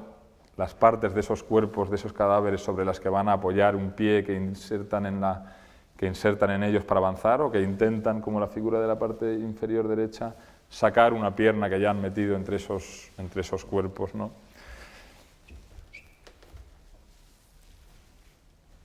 Dix es de los pocos artistas, pienso yo, que consigue transmitir algo de la sensación de terror que implica vivir una experiencia como la guerra, al menos en el momento de la Primera Guerra Mundial. Surge también en este momento, en una cantidad al menos que no había existido antes, la propaganda para llamar a filas o para elevar la moral de los combatientes, o como en este caso, para animar a la población en contra de un intento de una firma de paz entre Francia y Alemania en el año 18, que aquellos que no quieren que se firme consideran prematura, ¿no? Y en este caso lo que vemos es una imagen de propaganda militar de un personaje que se identifica como el soldado francés, cuyos pies se insertan en la tierra, como pasaba con los de los soldados de Dix, pero que insertarse en este caso parece que tiene algo de virtud, es una figura que emana de la madre tierra, que a pesar del terror que vemos en su rostro y de lo derrotado, de lo derruido que tiene el ropaje, etc., es una persona que se yergue firme ante nuestros ojos. Esa combinación de la firmeza llama la atención sobre la necesidad de creer en él. Lo que tiene de experiencia vivida llama la atención de los años que hacen que debamos de seguir luchando hasta conseguir una paz que sea merecida y justa y no prematura, ¿no? Es muy interesante seguir la propaganda militar que hay en la Primera Guerra Mundial, en la Guerra Civil Española y en la Segunda Guerra Mundial, porque es un arte muy incisivo, que tiene muchísima capacidad de convicción, ¿no? Y es interesante ver hasta qué punto la propaganda política y militar en pósters, que es a lo que se dedican muchos de los artistas de ese momento, tiene una capacidad de seducción sorprendente, hasta el punto de que uno siente seducción de las imágenes que podría considerar como más distantes del nazismo, de otros episodios, ¿no? Otra imagen parecida que quería enseñar, también imagen de publicidad, es esta imagen que hace Josep Renau, que es un personaje central en la vida cultural del gobierno de la República en España, poco después del alzamiento, del gobierno revolucionario que sigue el alzamiento en las partes de España donde el alzamiento de Franco no triunfa. Renau es un valenciano. A partir del asedio de Madrid a finales del otoño, principios del invierno del año 36, el gobierno se va a trasladar a Valencia, al gobierno republicano, y Renau se va a convertir en uno de los principales líderes de la política cultural revolucionaria en ese momento. Es un artista que tiene una trayectoria posterior interesante, se exilia en México primero y en Alemania del Este después, y hace una propaganda antioccidental y específicamente antiamericana muy virulenta, y es un personaje con una capacidad para crear imágenes que de nuevo yo entiendo como con una capacidad de seducción cuyo poderío al final emana del hecho de que están viviendo una experiencia absolutamente extrema como es una guerra o una revolución, ¿no? Aquí una alusión que se repite muy frecuentemente en la Guerra Civil Española a uno de los motivos por los cuales se llama a la gente a que sea adepta al gobierno revolucionario, que es la confiscación de tierras de los terratenientes y su entrega a los agricultores. Y por eso vemos el personaje de un agricultor, hoz en mano, con una bayoneta, que es el decreto por el cual se le concede la tierra a personas como él, que está atravesando a la serpiente, heredada de la iconografía cristiana, por supuesto, a la serpiente, que es el propietario que ha apoyado la insurrección de las tropas de Franco en ese momento. Volvemos a la fotografía por unos momentos y nos encontramos en la Segunda Guerra Mundial con fotografías que podíamos llamar técnicas o no de autor, fotografías profesionales, fotografías que son parte de los aparatos que tienen para rodar las formaciones de bombarderos americanos y de otros países que vuelan sobre Europa Occidental, en este caso sobre Alemania, y que van haciendo película y foto constantemente buscando información que después se entregan a los mandos en Londres o en Estados Unidos. A pesar de eso, a pesar de esta no presencia del autor, digamos, en fotografías como esta, pues vemos imágenes que tienen una capacidad de impacto fuerte y vamos a ver algunas que lo tienen aún más. Y es frente a esto, frente a lo que se va a tener que medir a partir de ahora la pintura. Esto es una imagen de un fotógrafo desconocido que distribuye la agencia Associated Press de la guerra de Vietnam. Es la explosión de un depósito de munición de los marines. Una imagen que haría un fotógrafo, un fotoperiodista, un fotógrafo de guerra en Vietnam, que él no revelaría, sino que mandaría, esta es la situación típica la que describo, que él mandaría el carrete constantemente y serían enviados a las agencias en Europa o en Estados Unidos y que serían revelados y compuestos con intención artística, como vemos, porque algo hay ahí de composición, evidentemente, pero por gente ajena al fotógrafo, ¿no? Una imagen absolutamente impactante desde un punto de vista estético, una imagen fabulosa, me parece a mí. Bonito también ver un eco aquí de lo que hacen Leonardo y Miguel Ángel, ¿no? De esta idea de que el ser humano se expresa, aunque ellos solo lo sabían por convencimiento, por credo, se expresa a través de los movimientos de su cuerpo y que es la retórica del cuerpo humano, es la retórica principal que tiene el artista cuando está componiendo imágenes. Otras fotografías de guerra son más intencionadas, son menos casuales, no solo están compuestas, sino que muestran situaciones que no son reales. Es interesante, por ejemplo, que en el siglo XIX algunas de las primeras fotografías de guerra que hay son fotografías de guerra en las que los combatientes son actores, no son fotografías de guerra real, sino que un fotógrafo lo que hace es que disfraza actores de guerreros o por ejemplo, escenifica fusilamientos en los que los personajes fusilados son actores, no son reales, ¿no? Algo parecido pasa aquí. Uno de los principales fotógrafos de guerra rusos en la Segunda Guerra Mundial cuenta en un diario cómo terminada la guerra, o sea, a las pocas horas de firmarse el armisticio y de haber entrado las tropas rusas en Berlín, solo 2 días después de haberse suicidado Hitler, yo creo que esto es me parece que es el 15 de mayo del año 45, él sale a la ciudad con su Leica colgada al cuello, buscando imágenes para representar este momento, y encuentra un soldado ruso también y le dice que suba con él a las ruinas del Reichstag, le entrega una bandera para que pose, o para que, no para que pose con intención de falsificar, evidentemente, pero para hacer una foto que pueda representar lo que él está buscando. Realmente está haciendo lo mismo que hace un pintor en este caso, ¿no? Se le acusó mucho a este fotógrafo y se acusa mucho a todos los fotógrafos de este tipo de estar falseando las realidades del mundo de la pintura. Es obvio que no hay nada de lo que acusar en este caso, que lo que está haciendo es componer, crear, representar con la intención de transmitir un mensaje, el que sea, ¿no? Esta es otra foto, otra versión de la misma foto, compuesta ya en Rusia, a la que le ha añadido unas columnas de humo que si uno mira de cerca pues ve que no salen de ningún sitio. También es curioso un detalle que no se ve aquí, pero que es interesante, y es que esta persona que está ayudando al soldado a no caerse, en la fotografía original tiene un reloj en cada muñeca. En la fotografía que se publica por fin a través de la agencia TASS en la prensa rusa primero y mundial después, el fotógrafo ha quitado uno de los relojes, porque los relojes para la persona que está viviendo este día son un recuerdo de cómo los soldados soviéticos están robando todo lo que pueden, en todas las casas que están encontrando, obviamente. Entonces él decide que va a editar ese momento y editándolo lo que va a hacer es crear una imagen, lo mismo que hace un pintor en última instancia, una imagen que es, digamos que moralmente superior y que también en última instancia aspira a lo universal. Lo mismo que hemos estado viendo hasta ahora, lo contrario de la guerra es la paz, y la paz es, entre otras cosas, pues, deleite, de la abundancia, etcétera, entre otras cosas del amor. Y una de las fotografías más difundidas al final de la Segunda Guerra Mundial fue esta fotografía que publicó Time Life, y que publicó como si fuese, aunque eso no se dice en ningún sitio, el reencuentro de un marino norteamericano con su novia, ¿no? De hecho, el fotógrafo que hizo esta foto explica la situación y cuenta que él está en Broadway, cerca de la calle 42, y que aparece un marinero borracho que va agarrando y besando a todo el que encuentra por su camino, y que él hace una de esas fotos, y que lo que estamos viendo en ese momento no es más que eso. Pero de nuevo esta especie de búsqueda de ir creando paréntesis o corchetes en torno al tema de la guerra para con ellos poder aludir a lo que en última instancia la guerra tiene de esencial, que es muerte. Y perdonar por esta imagen que es bastante terrorífica, esto es una imagen del final de la Primera Guerra del Golfo, de los bombardeos de los aviones americanos a las tropas iraquíes que están huyendo de los pozos de petróleo, que todos recordamos. Yo creo que esto es invierno del año 1991.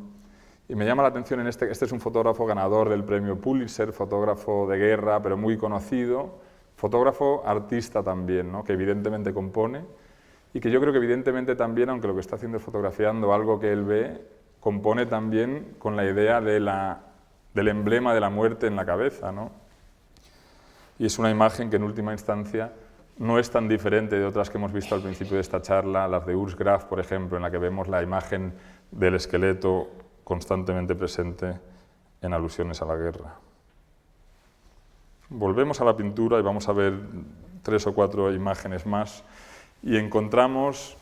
cierta dificultad para ver qué puede hacer la pintura a partir de este momento, en vista de las dimensiones que ha adquirido el terror que se vive en la guerra, por un lado, y en vista de la capacidad que tiene la fotografía para ser difundida en grandes números primero y también para enseñarnos algo que nos impacte. Uno de los personajes más interesantes que surgen en este momento es George Grosz, que pinta en el lado izquierdo, en el año 1928, una imagen que llama algo así como charlatán, que es una imagen que se refiere al joven Hitler que se está haciendo conocido y que en el año 33 se va a hacer canciller del Reich. Antes de la guerra y después de su exilio, Grosz se va a exiliar en Nueva York y va a vivir hay un catálogo y una exposición interesante sobre la vida de los exiliados, artistas exiliados alemanes en Estados Unidos y en Inglaterra. Y es interesante la correspondencia que él mantiene, en la que, entre otras cosas, debate con colegas en Europa sobre qué puede hacer la pintura a partir de este momento. Y una de sus reacciones, o una reacción posible que él subraya, es la de volver al pasado, volver a los recursos que son propios de la pintura y que son diferentes de otras cosas. Volver, por un lado, a un lenguaje más realista, y eso lo vemos en esta escena muy amarga que nos muestra a una especie de superhombre que es Hitler y a 2 artistas serviles que escriben poemas o que hacen música al servicio del Reich. Y lo vemos quizás sobre todo en esta alegoría de la muerte que pinta en torno al año 1942, en la que vemos pues, algo parecido al póster de la Primera Guerra Mundial que hemos visto, algo parecido también a la foto, a las imágenes de Urs Graf, una imagen muy tradicional en su lenguaje y también en el uso de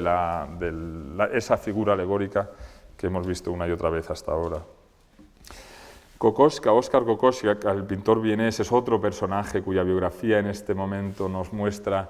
una búsqueda un poco desesperada de un lenguaje adecuado para pintar este tipo de experiencia y de situación que está viviendo. De Viena en el año 38, cuando la anexión alemana, y se va a Londres y vivirá en Londres durante la guerra. Y en un cuadro como este y en muchos otros parecidos que pinta, pues está usando lo mismo que Grosz, el lenguaje de la alegoría. Y lo que vemos aquí es una ciudad en llamas, destruida o en destrucción, y una serie de figuras alegóricas, una que nos recuerda, por ejemplo, a las imágenes finales de los desastres de la guerra de Goya, Murió la verdad, esa figura luminosa de una mujer joven que representa un valor eterno y positivo también, algo parecido. Y vemos a la izquierda 3 figuras que se tapan, uno los ojos, otro la boca y otro los oídos, que no quieren ni ver, ni oír, ni hablar sobre lo que está sucediendo en este momento. Y la figura de una madre con un niño que necesita una máscara de gas, una figura de una virgen con niño, una obra de arte que ha sido decapitada. Cierta idea también de que la textura es la pincelada y la textura son herramientas que el pintor tiene a su disposición y que le pueden permitir acercarse un poquito a la representación y la transmisión de este tipo de experiencia. Otro de los muchos personajes que podríamos elegir en este momento y haciendo intentos parecidos es Mata Echaurren, un pintor de origen chileno, chileno de nacimiento, de hecho, que viene a Europa, se instala en París, pasa tiempo en España también, conoce mucho a Lorca, a Dalí, etc. Y cuando empieza la guerra, en el año, me parece que en su caso es en el año 38 también, huye a Nueva York, más arquitecto que pintor en un principio, trabaja en el taller de Le Corbusier, uno de los pintores que llevan lo que la tradición surrealista tiene de más abstracto hacia Estados Unidos y uno de los pintores que va a ser importante como puente entre el surrealismo europeo y el principio de la pintura abstracta de la Escuela de Nueva York, a la que pertenecen, entre otros, Twombly, a quien podemos ver en este momento en el museo. Lo que pinta aquí Mata es una pintura en la que vemos de nuevo un lenguaje moderno que intenta agarrarse buscando algo a la tradición del pasado. En este caso vemos una especie de gran escena cósmica, de explosión cósmica muy típica de Mata. En Mata todo parece que es esta especie de flujo cósmico de un mundo que es concreto, pero que se refiere a una concreción de una materia diferente que la nuestra, superior, que está siempre en movimiento. A eso le ha añadido en el lado izquierdo de la escena pues una gran cara. Yo creo que vemos ahí más o menos algo que se parece a la boca y los ojos. Y os enseño a la derecha uno de los muchos cuadros que hay en Europa en el 16, en el 17 algunos menos, en los que también vemos que la naturaleza se transforma en una gran cara o en una gran boca, y son cuadros, en este caso, heredados del credo estético del Bosco, que lo que nos hablan es de la presencia constante del mal en la tierra, y ese mal se manifiesta a través de vez en cuando, formaciones que son como presencias del demonio o entradas o cuevas a través de las cuales nos perderemos, no entraremos en los infiernos. Pues está claro que Mata está recogiendo ese tipo de tradición de pintura en la que la tierra se convierte en un rostro del infierno e incorporándola a su pintura para con ello poder aludir a esta experiencia tan terrorífica que está pintando. Max Ernst es otro.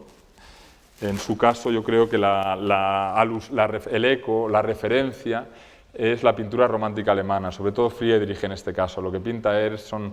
paisajes que podemos entender como apocalípticos también, de absoluta y total destrucción en el primer plano, pero con algo de promesa, parece también de esperanza, de algo mejor en ese cielo, en el plano distante. Una cosa curiosa en los cuadros de Ernst, que nos remite a cosas que hemos estado viendo hasta ahora también en este curso, es el hecho de que este mundo de después de la guerra, este cuadro se llama Europa después de la lluvia, número 2, es una segunda versión de ese mismo tema que hace. En este mundo hay soldados pájaro, que es un elemento típico en la pintura de Ernst, y al margen de eso solo hay mujeres, o hay muchas más mujeres que hombres. Si nos fijamos muy de cerca, en este caso vemos por aquí la cabeza de un toro y sus piernas, una referencia quizás, no lo sabemos a ciencia cierta, al rapto de Europa,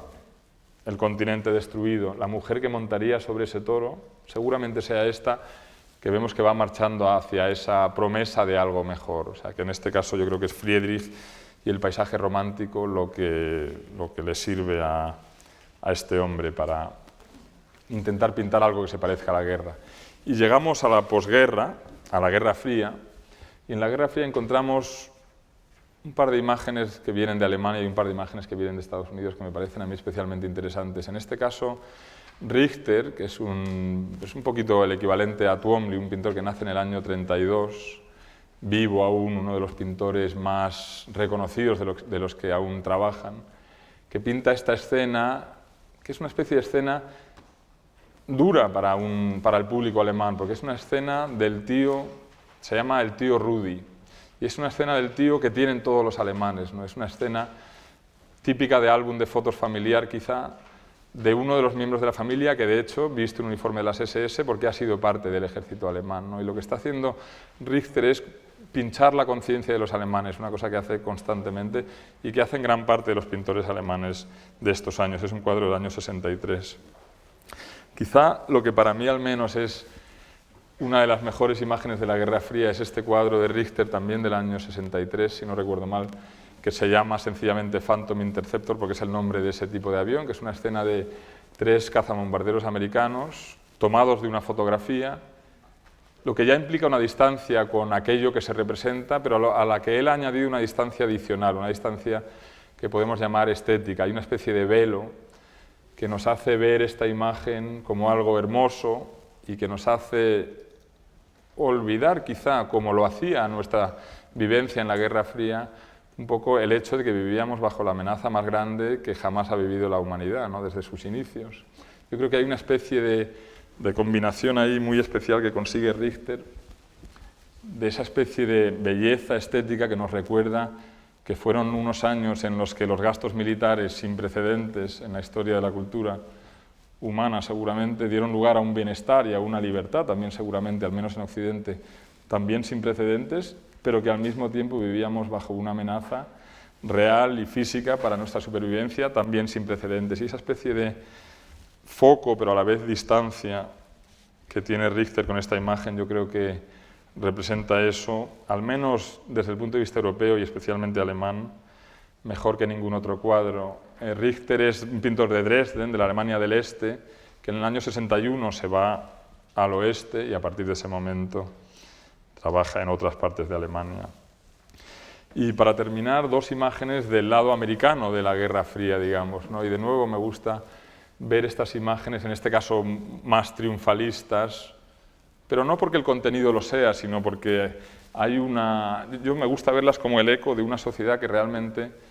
prosperó hasta unos niveles inimaginables, en gran parte como consecuencia de las investigaciones en cuestiones tecnológicas, de materiales, de sanidad, científicas de todo tipo, en las que se invertía únicamente como consecuencia de la confrontación inusual, o al menos no en un gran frente bélico entre la Unión Soviética y Estados Unidos, ¿no? Este es un cuadro de los años 60 de Andy Warhol, perdón, de Roy Lichtenstein, y esto que vemos arriba es una cosa ya muy del final, es la última imagen que voy a enseñar, que son unos camuflajes en los que Warhol en los años 80 ya convierte una estética que es de guerra, pero que la guerra ha aprendido del arte, porque cuando en la Primera Guerra Mundial se empiezan a utilizar uniformes de camuflaje,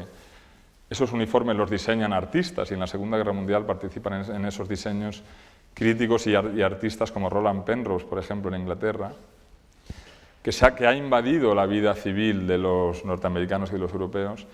y que Andy Warhol, que quizá es lo más parecido a Goya que ha habido en la historia de la pintura desde Otto Dix, pues nos trae y nos sirve, sorprendido quizá por las posibilidades estéticas que tiene y de belleza que tiene, pero también un poco haciendo algo parecido a lo que hace Goya, que es diciéndonos: yo no opino sobre esto es un poco lo que ha invadido nuestras vidas, yo lo único que hago es tener ojos, y esos ojos lo único que hacen es mostrarnos lo que existe. Nada más, gracias.